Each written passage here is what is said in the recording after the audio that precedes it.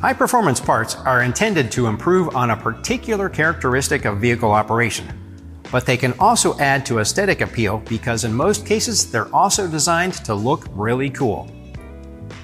However, the most important thing to be aware of is the give-and-take nature of many vehicle modifications. In the realm of high performance, when you gain something, you often lose something, and it can be anything from drivability to comfort to noise.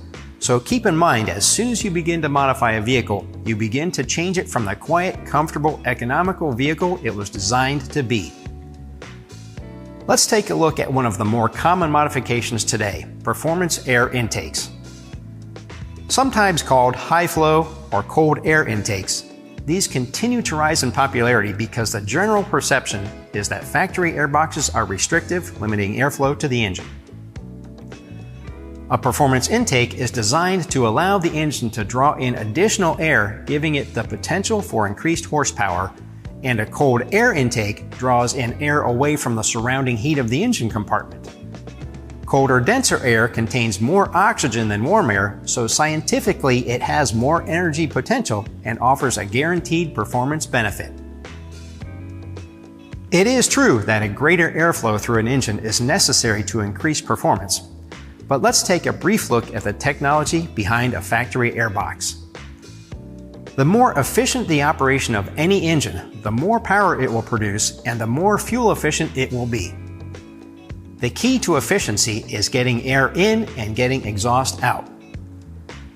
When you focus on just the aspect of getting air into an engine, you will eventually land on the science of airflow and learn that airflow strictly from a standpoint of volume is not the only important aspect.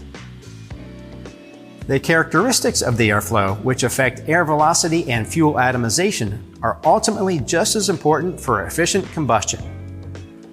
Factory airboxes, air cleaners, and intakes focus on these characteristics. Just because something can flow a greater amount of air doesn't mean it will be beneficial. And what about the cold air aspect? Many, if not most, factory intakes are designed to pick up air from a forward-facing scoop to collect air that flows through the grill. Or often they pick up air from the fender well. In other words, they're already cold air intakes. But they can also pick up preheated air from the exhaust, which can have a big effect on cold weather drivability and overall efficiency. Something you'll notice about factory intakes: they always pick up air from a high point in the engine compartment. Some cold air intakes route a tube low and locate a filter at the bottom of the engine compartment. Sure, this avoids hot air, and this is fine until you drive through deep water. Now, does all this talk mean a performance cold air intake can't offer benefits?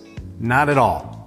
But it does mean that factory intakes work very well, and if you're doing nothing but installing a performance intake, the factory most likely will perform better. Aftermarket intakes can offer the potential for increased horsepower if the rest of your modifications will allow for it, and that's the key. What else has or will be done down the road? Are there exhaust, engine, or fuel modifications? Will the engine be able to take advantage of what the intake has to offer? These are questions to answer. If your customer just wants their engine to breathe a little better but isn't planning on anything else, consider selling them a performance high-flow air filter. These can make an immediate difference without sacrificing the beneficial features designed into a factory intake. Thanks for watching.